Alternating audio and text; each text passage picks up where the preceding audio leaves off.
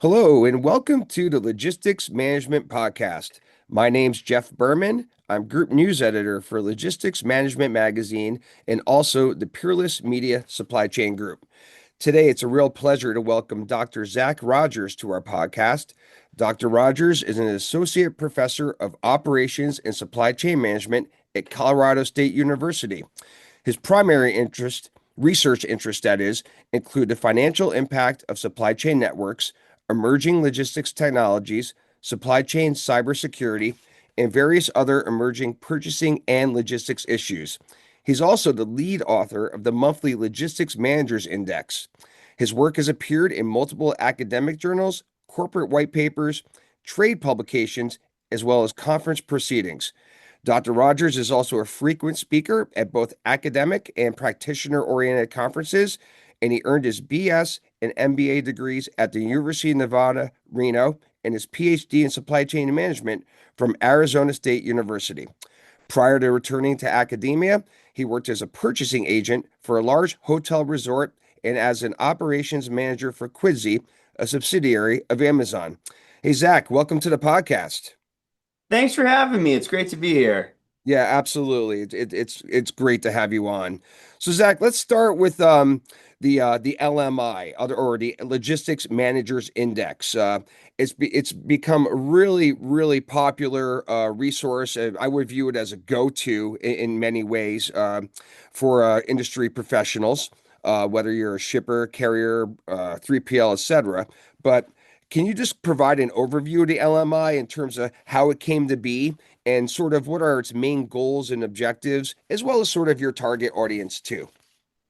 Absolutely. Well, the LMI or Logistics Managers Index is something that we've been doing since September of 2016. So we're just coming up on 9 years.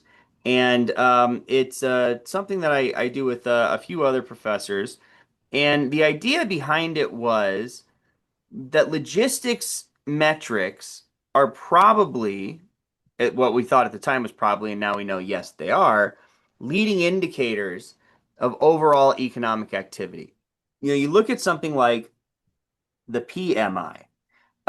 When that was established in the 60s, it made sense that, hey, if we're trying to figure out what's going to go on a shelf in October, we should look at manufacturing inventories in September because we are such a manufacturing based society. Well, today, we're really more of a service-based society. Sure. And so the idea was, well, maybe if something's going to be on a truck or on a shelf rather in October, it was on a truck in September or sitting in a warehouse or in inventory somewhere.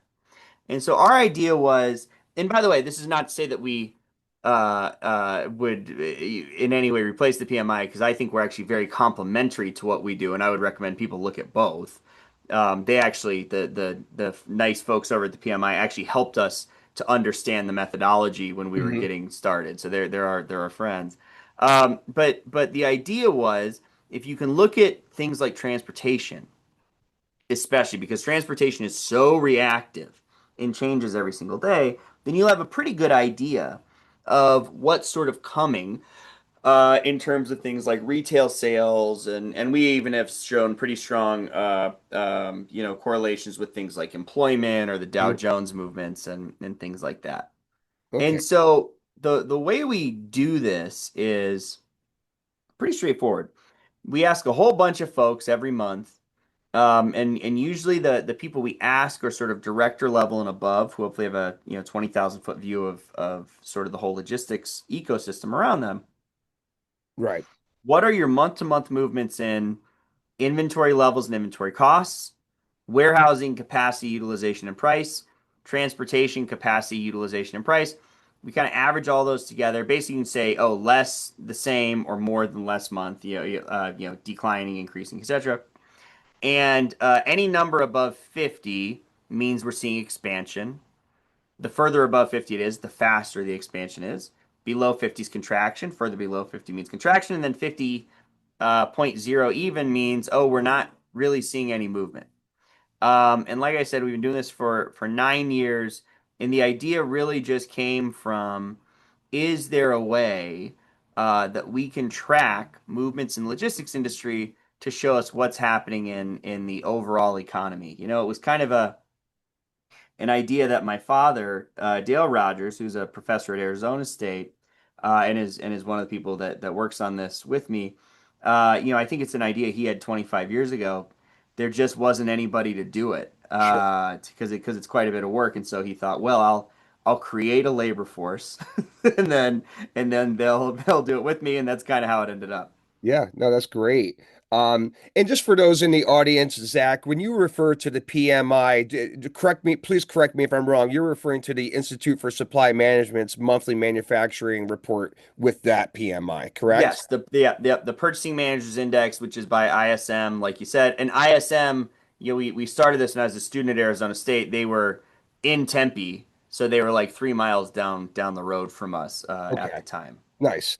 Okay, so one more LMI related question here, simply being, Zach, what were the key takeaways from your most recent edition? Well, there was a few. One of the things that I think is interesting is that, and we've seen this throughout 2025, inventory costs are very high right now. The sort of story of 2025 has been a really aggressive pull forward of inventories through really the first 7 months of the year, or maybe more accurately, you would say five and a half of the 7 months, because of there was a slowdown sort of in May because of Liberation Day. Right. And this really aggressive pull forward because we've been trying to avoid um, paying a lot of tariffs and stuff comes into the country. And so inventory levels have been growing fairly robustly, especially upstream at the sort of wholesale level, because retailers, are still trying to stay lean. Basically, retailers are, can we have our cake and eat it too, where Hmm. things are pulled in early into the US so we avoid tariffs, but let's have our upstream partners hold them so that we can stay as close to JIT as possible. Yeah, yeah. And because of this buildup, we've had a tight warehousing market. So warehousing capacity in August came in at 50.5, which is basically means no movement. Warehousing is very, very, very, very tight. Associated with that, inventory costs came in at 79.2, which is a huge number. Anytime we get above 70, that's really tells you we're having a very robust rate of growth. And so to be at 79.2, like almost, knocking on the door of 80, is a very, very fast rate of growth. And that basically tells you that two things. One, we don't have anywhere to put all of this inventory. We have so much that got pulled in early because basically, peak season, and I know we're going to talk about the docks and the ports in a minute here. Yeah. Peak season happened early this year. Basically, normally we would have the first 9 to 10 months of the year to get everything over here that we need for the holidays. This year, because of tariffs, we did everything in the first 7 months. So basically, we did 10 months of importing in 7 months, and so because of that, our sort of storage infrastructure is very, very stressed. So in addition to the 79.2 for inventory, warehousing prices are 72.2, which is again over 70 and shows you that warehousing has gotten incredibly expensive. So we have all these upward pressures on the index, the overall index, Right. from inventories and warehousing. Interestingly, we have some downward pressures from transportation, which is actually a sort of a flip. Transportation had been steady through the first 7 months of the year. From Mhm. January to July, had been fairly Yeah. steady.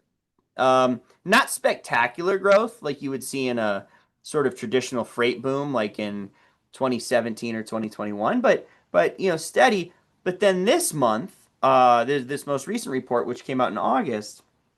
Well, it's the August report, came out in September. Transportation capacity, which is a measure of is there more or less available capacity in the transportation market, popped up 4.7 points to 57.3. At the same time, transportation prices dropped 6.9 to 56.1. So what does that mean? Well, transportation capacity is now about a point higher, 1.2 points higher than transportation prices, which we classify as a negative freight inversion. Hmm. You can go back through the 9 years we've been doing this and see we've had like five or six inversions ever between transportation capacity and transportation price. Every time one of those inversions has happened, it has either led to a freight boom or sort of a freight pullback. Right. And two of those times, late 18 and early 22, it led to freight recessions, and the one in 22 was especially massive. Now, this is only a 1.2 point swing, and it could potentially, go back the other way. I will say, looking at the early numbers for September, we do still look like we have an inversion to the negative side where capacity is growing faster. We're still only 20 days into the month, so maybe that'll change. Right.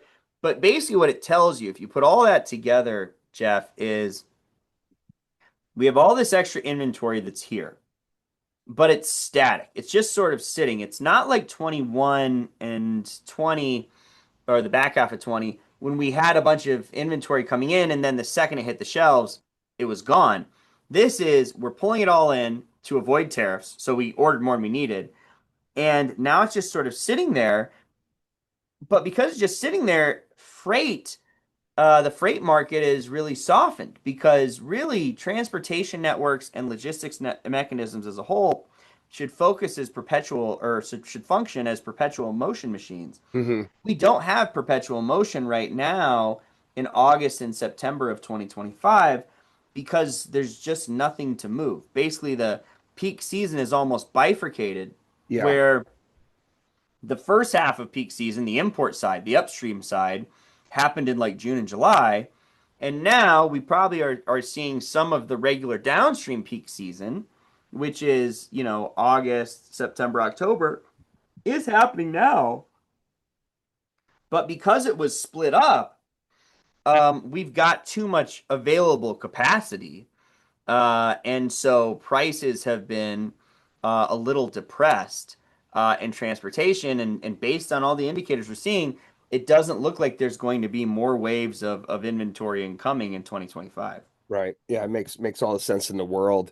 Um, let's shift gears for a few minutes, Zach, over to trade and tariffs. I know it's 2025 sort of been the year to tariff in many ways. Hmm. How do you sort of view the impact of the White House's tariffs and trade policies going back to the beginning of the year since President Trump re-entered office? In other words, what would have been the key takeaways for shippers and other logistics and supply chain stakeholders? In many ways, it feels like a whole new world. Well, I mean, it feels that way because it is, I mean, coming coming into this year, the average tariff, I think, in the US was like 2.4%, and that was really focused on just a few specific industries. Right. Now it's 18%, maybe 19%, depending on the day, and which is the highest number we've had, by the way, since 1934, which 1934, not a year, well, renowned for its economic robustness, I would Sure. say. Sure. And so we are basically dealing now with Depression era trade policy. So literally trade policy we haven't had in, 90 years. And so that is going to throw everything off. And we really have seen that it's really complicated things for supply chains. Now, tariffs are not inherently evil, okay? Like Mhm. there's some things in the US, like say pickup trucks we've had tariffs on for 60 years, and that's okay because we've figured out how to adjust to that. Now, one of the ways we adjusted to that was like USMCA, an F-150 truck crosses between US, Mexico, and Canada 7 times as they Right. built it. Yeah. It's So it wild. was sort of, all right, well, as long as we're sort of assembling it here, we're okay. But now, we have all this uncertainty, and that's really the thing that kills us. It's not the tariffs itself. Now, of course, everything being 19% more expensive is making things more expensive. But the really hard part has been how often the rules have changed. I mean, just take the US and China, just those two for example. Yes. So, we had the Liberation Day tariffs in April 2nd, and that said, okay, 140% tariffs and everything from China, which you might as well just call that a trade embargo at 140%. Hmm. And then we, after a few weeks of that, we thought, oh, this isn't good. Okay, well, let's do a 90-day reprieve, and that I think pushed to like maybe July. And then we said, oh, okay, didn't quite get it done. And partly the July reprieve to August was very much like, oh, we didn't get all our homework done. We need an extra day because we just did not have everything pulled forward for the holidays. And I think they realized things were either going to get very expensive or we are going to have empty shelves. So they pushed it forward another 30. All right, now we have August 1st. That didn't work. We went to August 9th. That didn't work. And now we pushed it again to November 10th. And so we've changed, again, this is just China. We've changed it like 4 or 5 times. Hmm. And within that, there's also been, oh, we're going to put 100% semiconductors or 100% tariffs on semiconductors or 50% on steel and aluminum. And so we have all this just changing rules. And, if I went to my class and I changed my syllabus every single day, that would not be a well-run class. Like they need Oh. to know what's going to happen, how the grades are going to happen. I mean, there's no way you could study effectively for a class if you didn't know when the tests were going to be or how many points they were going to be. Hmm. And Hmm. that is effectively what supply chains have been doing with these tariffs. We don't know when they're going to happen. We don't know how big they're going to be, and we really don't know if they're permanent. And not knowing if they're permanent means your hands are tied. I mean, who is going to spend hundreds of millions of dollars to move a factory to Mexico or even into the United States if I don't know that the tariff on Vietnam is going to be around in a month? Yeah. Yeah. And I don't know where I'm going to get my components, by the way. That's the other piece. We have this kind of focus on final assembly, but it's really the cost of components. There's nothing we can build, no matter where the factories are. There's nothing really that we can build without getting components from some other part of the world. Okay. And actually, kind of the cost of components tends to be a little bit higher than the cost of final goods because you can't just sell the raw components. And it's a lot less cost effective to ship them and things like that. So it's really been sort of top to bottom. We have seen tariffs really change supply chains and for the most part, what it's done is made them more cautious. Yeah. So we bring in a whole bunch of inventory. Well, we know it's expensive, but maybe that's less expensive than us having to pay all these tariffs. Yeah. We're also seeing a slowdown in capital expenditures. People are less willing to actually build new machinery to bring in new machinery to build new factories. I mean, you see what's happened at like say John Deere. They laid off a whole bunch of people last month Hmm. because there's just so much uncertainty. And I mean, the other side of this, by the way, that doesn't get talked about as much is that the exports suffer tremendously. So, with tariffs, it's not like we just put tariffs on somebody and then we're done and then that's it. The example I use in my class is, hey, tariffs are like putting a tariff on somebody, especially someone like China, okay, who's as big and as strong as we are. It would be like when you're walking around on a Friday night and you just see a stranger on the street and you just push them as hard as you can. And Right. I asked them, now, if that were to happen, would you expect, okay, this is the end of that interaction? Now we both go our separate ways? Probably not, I Not bet. likely. Yeah, I bet they're gonna push you back. And that's what's happened with China. And I mean, we sold 54% of our soybeans, billions and billions of dollars of soybeans to China last year. This year, we have sold $0. Yeah. $0 of soybeans, and it's killing farmers all over the country. And so when those farmers get hurt, now the tractor companies get hurt, and now their suppliers get hurt. This is really, Jeff, we have built this incredible machine. The world economy is like a Rube Goldberg device where everything is connected and it runs in this sort of amazingly coordinated way. And when you pull out just one of the gears from that thing, which is what tariffs have done, everything sort of collapses. Yeah. Well, that's you couldn't it's really well described there. And We're certainly not out of the woods by any stretch. No. Yes, separate but related, Zach. Last month you were the featured guest on the Port of Los Angeles's monthly media call. A key topic of conversation on that call was the pending at the time removal of the de minimis exemption for shipments valued at $800 or less. I know it's only been a few weeks. I believe that de minimis went away. I believe it was August 29th. But how do you view the impact of the removal of de minimis on importers? Really, since it's been removed. Well, de minimis is such an interesting thing because, like you said, it's basically says anything less than $800 can just come in, doesn't really have to do much with customs and no tariffs. 10 years ago, we had about 140 billion dollars of de minimis coming in. And then, this year, or sorry, let me rephrase that. We had about 140 million de minimis packages coming in. That would be the best way to say that. 140 million de minimis packages coming in. Last year, we had 1.32 billion de minimis packages coming in. So, de minimis has really been over the last few years, I think, exploited in some ways. Especially, you have the fast fashion folks, like maybe Temu or Shine would be an example, and they really benefited from not having to go through customs. There's, was were they making clothes in the Uyghur region of China? I mean, there's some folks who were exploiting it for sure. At the same time, you have so many small businesses that really rely on the de minimis shipments. A lot of like mom and pops, a ton of women-owned businesses, like through Etsy and places like that, really Yeah. depend on the de minimis. And since we got rid of it, it's done two big things.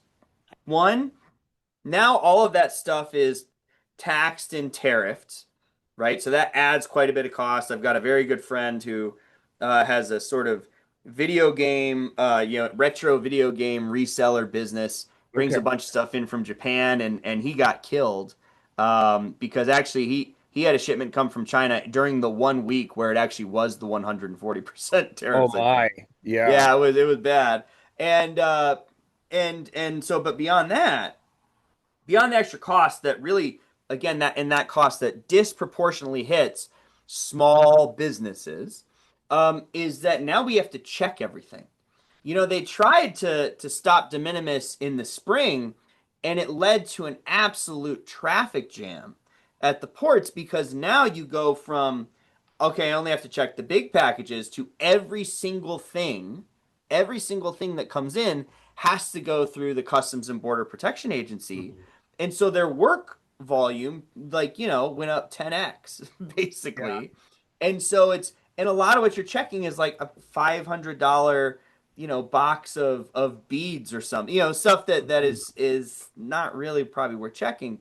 And so it is really gummed up the works for customs. And so it's not just impacting the small businesses in terms of costs, which it is, but it then impacts everyone in terms of speed and throughput. Now, I don't know, by the way, what the answer is on this because I do think that you could very legitimately look at what the fast fashion e-commerce folks were doing and say that was exploitative and they were sort of getting around the rules and I think doing some very unsavory things possibly Right. in terms of labor. So, there's probably a way though where you could say, hey, small businesses, under some certain cap, maybe de minimis applies for you, but over some level, de minimis does not apply to you. But what that would require, Jeff, is treating our trade policy like a scalpel instead of a sledgehammer. Hmm. And really the big theme of 2025 is we've been using trade policy like a sledgehammer.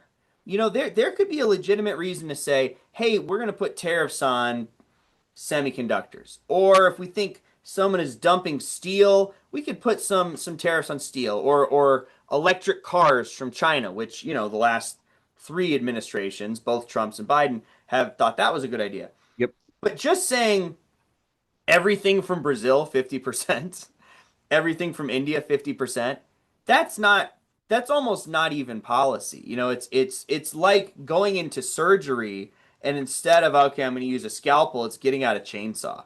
You'll probably cut the person open, but you might cut more than what you're intending to, and that I think is sort of what's happened this year. Yeah, no, it's been a year like no other. I think it's very fair to say.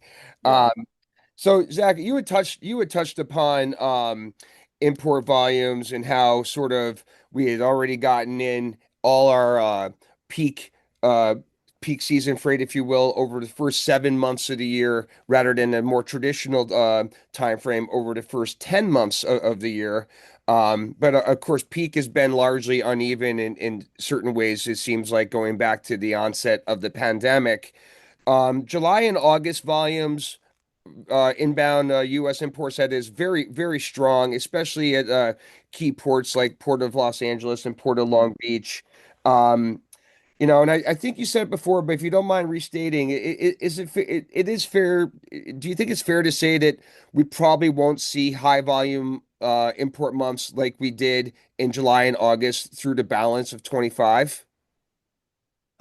No question. And July, by the way, we shouldn't really compare anything to Yeah, July of this year. July in the 117 years of the Port of Los Angeles, July was the busiest month they've ever had. So yeah. I mean that was an absolute high watermark, and Hmm. it was really a an artifact of everybody trying to rush everything forward at the last second there. Yeah, But to if we beat look that at deadline. like the last sort of weeks of August, we were actually down under 100,000 TEUs. Coming through the ports, which is fairly low for August. I mean, down Mhm. 14% year over year. This week, as we record, the week of September 14th to 20th, we're down 24% year over year. Hmm. And so we have definitely seen a dip in September and the second half of August. And then here's the other piece of it. If you look at it again, I'm just going to use the Port of LA because they have such Yeah. a great really suite of statistics they put out. Um, right now, if you look at sort of empty containers, 40% of the empty containers at the Port of Los Angeles, so about 21,000 containers, have been idle for 2 weeks or more. Okay. Wow. And if you just say, okay, well, what's been idle for more than a week, that number gets up close to 50%. And so what that tells us is we're not sending empty containers back.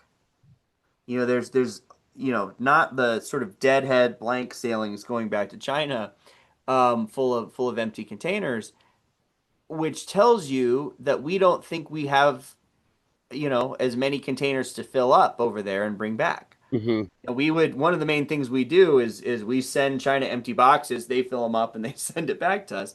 And we're not even sending the empty boxes right now. Right. Which suggests to me that the rest of the year is going to be relatively slow. Maybe there's a chance that we on November 1st we strike an amazing grand bargain with China and all the tariffs go away, or maybe it's just the 10% that we just kind of put on everybody. You could then maybe see some pickups like to fill in the gaps. But even if that happened, like I said, we already have pretty much everything we think we're going to need for the holiday season. The real question to me is what is Q1 of 26 going to look like? Sure. Because at that point, we will have worked through most of this sort of backlog of inventory we have. And ideally, the tariffs will have settled. Now, I mean, who knows? Maybe they won't. Exactly. Yes. But let's say they did, and it's like, okay, it's 25% here, 50% here, 40% here. Then we actually could be in, okay, not a steady state, but at least we know some of the rules of the game. It'll be interesting to see if we still have the hunger to bring all this stuff in. The other place I've really got my eye on, and this is a bit of a shift, but manufacturing within the United States. Hmm. Um, you know, we've lost 40,000 manufacturing jobs in the last few months. We've really contracted manufacturing. You think, well, that's weird because tariffs are supposed to help US manufacturing.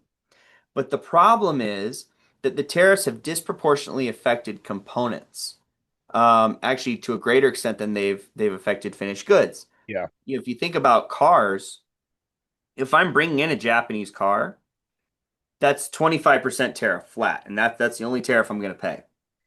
If I'm building a car in the United States, I've got 25% on some of the electrical components from Japan and South Korea. I've got 40% on any Chinese components. There's a lot of Chinese components, including batteries, things like that. If I'm getting rubber, tires, well, the rubber might come from Brazil, which is a 50% tariff. And then I'm getting a lot of components and labor happening in Canada and Mexico, and that's 25% both sides. And oh, by the way, I'm paying American labor rates. And so if you sort of just compare those two options, getting a car from Japan maybe makes some sense. yeah, And so it's a very sort of, you know, imports, yeah, you can cut them off and think maybe that'll lead to manufacturing jobs, but almost all manufacturing jobs rely on imports at some level. of course. And so it's really unclear. Americans are not going to just say, we are never going to think I have enough stuff. That is never going to cross our minds. And so it needs to come from somewhere. And right now, the way that these policies are set up, it's both more expensive to bring stuff in from abroad and to produce things here ourselves. Yeah, there's got to be some type of balance, it seems like. Uh, Hmm. so two more quick ones here, Zach. Um, Earlier this week, the Federal Reserve implemented a 0.25% rate reduction. First one in a while, uh, Hmm. in all of 2025 too, I believe. In terms of impact on logistics, on freight transportation operations, how do you think that could play out? I mean, is it sort of a beginning of perhaps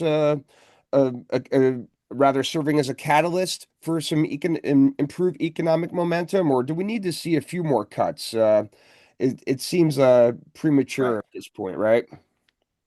It does, and sort of the monster under the bed is inflation, right? Because that was really the fight that we had from 22 all the way until really the middle of early kind of 24, Hmm. because that inflation was tough. And one of the problems was that it was supply side inflation. So the majority of inflation that we've seen the last couple years. And I gotta shout out Adam Shapiro at the San Francisco Federal Reserve. He does an amazing job every Okay. month breaking out the sources of inflation. So is it due to customer demand or to supply?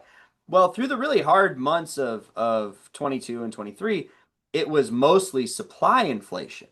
We had shortages of gas and eggs, and our warehouses were stuffed, and it wasn't consumer demand. And really all the Fed can do with interest rates is affect consumer demand. And so right now, with lowering these interest rates, you might goose the consumer a bit. But one of the problems, Jeff, is that, with tariffs, the inflation is coming from the supply side. And so loosening up demand, basically what you're trying to do is actually create a little bit of momentum for the consumer so that maybe they can buy more of this stuff, which is getting more expensive because of sort of supply demand. Yeah. So it's not a bad strategy, especially given that the unemployment rate has gone up. We've really seen some very soft job reports. We're in this sort of precarious position where we've been a no hire, no fire economy for the last couple months, meaning that people aren't losing their jobs, but no more jobs are being created. And so Yeah. all it takes then is for new jobs to stop coming online. And a lot of the jobs you've been creating is like hospitality and healthcare, things like that. Those go away, and then suddenly you're having a real pullback. So I think it probably does make sense for them to do a couple more cuts. Yeah. The hard part about all this to me is that they were making cuts in 2024. There was a real path I think that was clear. And from our numbers, honestly, this path was clear by the end of 22 because by the end of 22 we had seen that inflation was really slowing down quite a bit, and it was Yeah. just about at that point supply and demand moving back into equilibrium because we just had too much supply, not enough demand. And as that started happening, there was a real path, especially in 2024 and coming into this year for the soft landing. I Mhm. think the Fed actually did a very nice job. Um, I would have thought they should have raised rates a little earlier. They held on. I think they were right, probably ultimately to do that. And I think if we didn't have the trade war stuff, we probably would have seen three or four more cuts already this year. Mhm. And I think the economy was really primed to grow, but these tariffs have injected so much uncertainty regarding inflation because going again from 2% tariffs to 19, 18% tariffs, it just is going to inject more cost.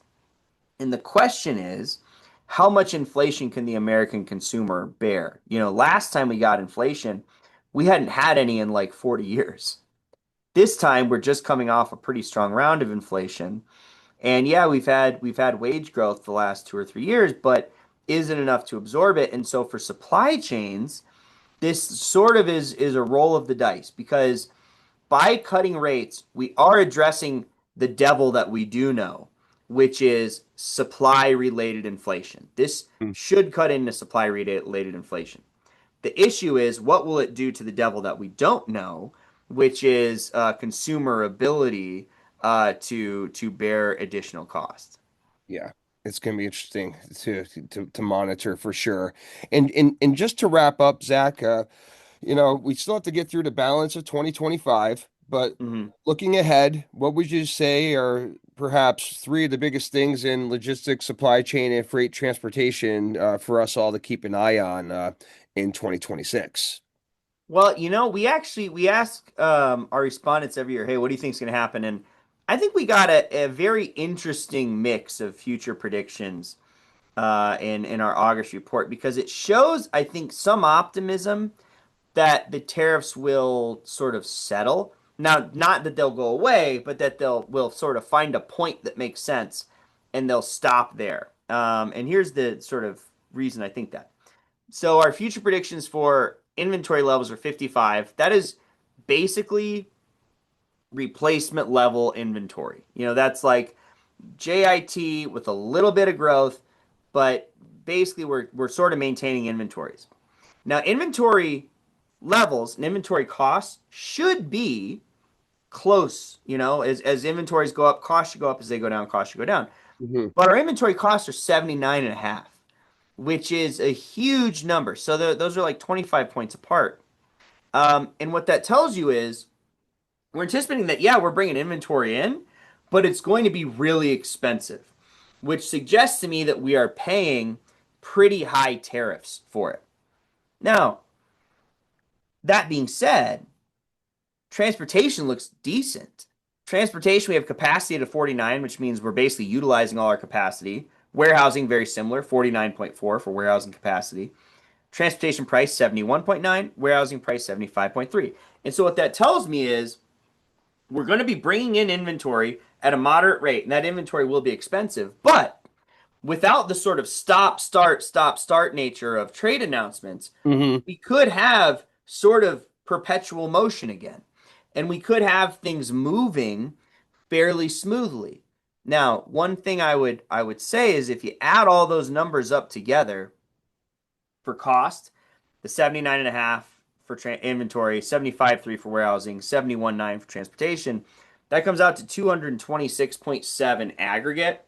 Okay. Anytime we've ever been above like 210, it has been mildly inflationary. And when you get up into the 230s and 40s, that's when it gets very inflationary. Especially 240 is like that's early 2022, late 2021 numbers, which we now Sure. know were incredibly inflationary. Yeah. And so we are flirting with because, and it's really driven by those high inventory costs, with some supply side inflation, which again actually is a reason I think for the Fed to think about cutting because if you can cut into the cost of, say, putting up new warehouses, you might be able to soften up that market a little bit and bring down both inventory and warehousing costs. So I think there's some, it's basically, I would say that what our respondents are anticipating is that they will be able to do what they have done throughout the 2020s. The 2020s have really been a decade of disruptions, Hmm. and supply chains have risen to the occasion every single time. In COVID, with the big inflation, with China plus one, with the tariffs. We have not seen supply chains really collapse, and it's a testament, I think, to probably the folks who listen to this kind of a podcast, that they are very resilient. And what these future numbers suggest to me is supply chain managers saying, well, looks like the tariffs will be here.